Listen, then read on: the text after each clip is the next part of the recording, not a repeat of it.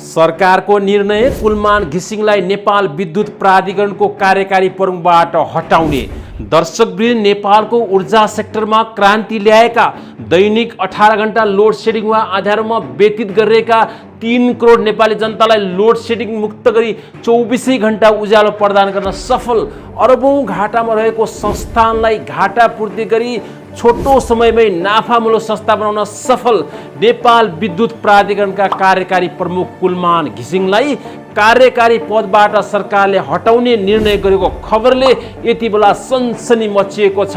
छ्यापछ्याप्ती सामाजिक सञ्जालहरू रङ्गिएका छन्। किन कुलमान घिसिङलाई कार्यकारी पदबाट हटाइयो? के उनीमाथि लागेका आरोप सत्य हुन्? उनी कार्य सम्पादनमा साँच्चीकै कमजोर हुन् कि कुनै राजनीतिक चलखेल हो? कुलमान घिसिङलाई निकालेपछि अब ऊर्जा क्षेत्रमा कायापलट होला कि फेरि उही अन्धकारमय दिन? कुलमानलाई हटाउनु कसको स्वार्थ लुकेको छ? किन ऊर्जा मन्त्री दीपक खड्काले कुलमानलाई कार्यकारी पदमा देख्न सकेनन्?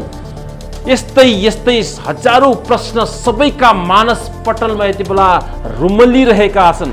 हो दर्शकवृन्द, सोमबार बसेको मन्त्री परिषदको बैठकले नेपाल विद्युत प्राधिकरणका कार्यकारी निर्देशक कुलमान घिसिङलाई हटाउने निर्णय गरेको छ।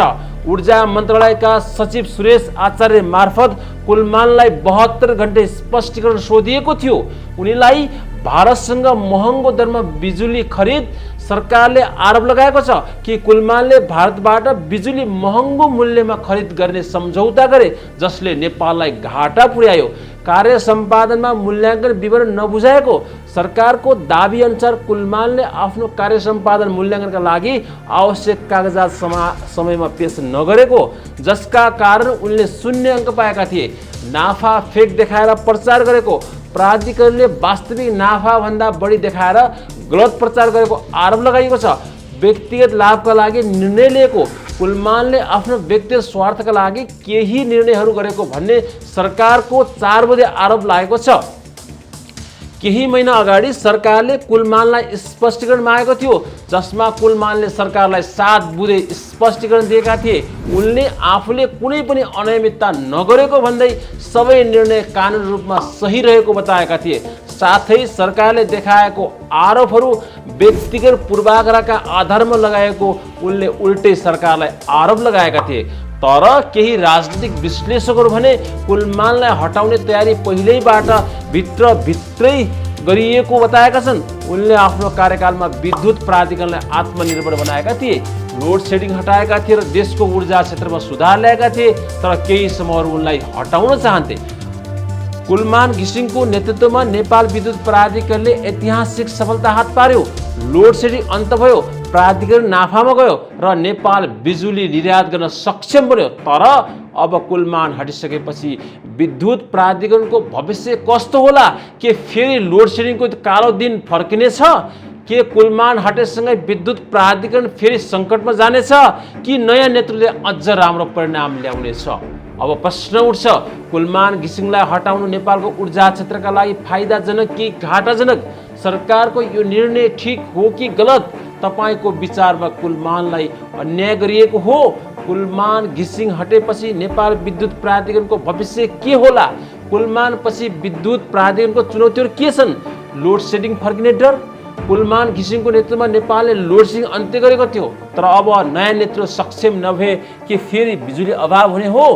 भारतसँग बिजुली व्यापार प्रभावित हुन्छ। नेपालले अहिले भारतलाई बिजुली बेचिरहेको छ। कुलमानले यो प्रक्रिया सजिलो बनाएका थिए। अब के यो निर्यात रोकिएला? विद्युत प्राधिकरण फेरि घाटामा जान्छ? कुलमानको पालामा विद्युत प्राधिकरण नाफामा गयो।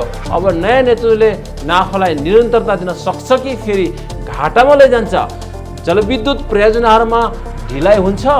नेपालका धेरै जलविद्युत परियोजनाहरू कुलमानकै योजनाले अघि बढिरहेका छन्। अब यो योजनाहरू अगाडि बढ्छन् कि ढिलाइ हुन्छ? भ्रष्टाचारको जोखिम बढ्छ। नेपाल विद्युत प्राधिकरणमा फेरि अनियमितता राजनीतिक हस्तक्षेप बढ्ने हो। अबको विकल्प के हुन सक्छ? विद्युत प्राधिकरणको नयाँ नेतृत्वले पारदर्शी र सक्षम ढङ्गले काम गर्नुपर्छ। सरकारको हस्तक्षेप कम गर्नुपर्छ। ऊर्जा क्षेत्रको दिगो विकासलाई निरन्तरता दिनुपर्छ। तपाईँ के सोच्नुहुन्छ? लोड सेडिङ फर्किन्छ कि फर्किँदैन? आफ्नो विचार कमेन्टमा लेख्नुहोला। कुलमानपछि विद्युत प्राधिकरणका चुनौतीहरू के हुन् त दर्शकवृन्द? म तपाईँलाई एक दुई गरेर म नम्बर वाइज भन्न चाहन्छु, बुदागत रूपमा भन्न चाहन्छु। एक, लोड सेडिङ फर्किने डर। कुलमान घिसिङको नेतृत्वमा नेपालले लोड सेडिङ अन्त्य गरेको थियो, तर अब नयाँ नेतृत्व सक्षम नभए फेरि बिजुली अभाव हुने हो। नम्बर 2, भारतसँग बिजुली व्यापार प्रभावित हुन्छ। नेपालले अहिले भारतलाई बिजुली बेचिरहेको छ।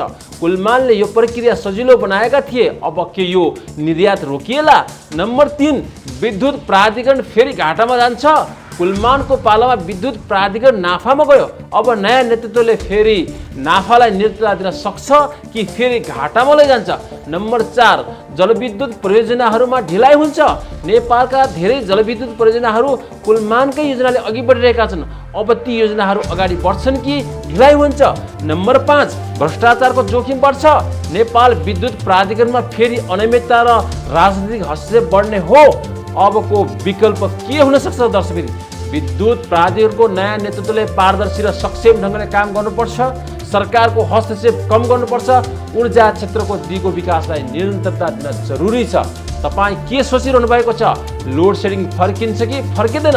आफ्नो विचार कमेन्टमा लेख्नुहोला। धन्यवाद।